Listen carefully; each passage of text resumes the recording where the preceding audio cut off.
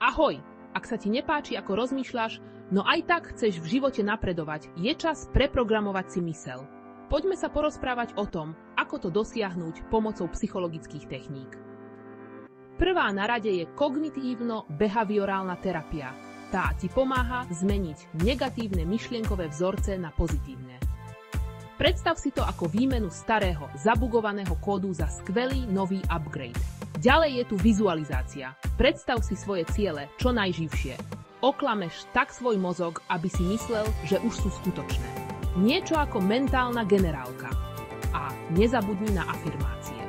Opakovanie pozitívnych tvrdení každý deň môže preprogramovať tvoj mozog, aby veril v tvoj potenciál. Takže, či už vymieňaš myšlienky, vizualizuješ úspech, alebo používaš afirmácie.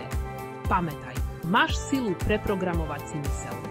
Začni ešte dnes, pretože tvoj cieľ je len myšlienku vzdialený.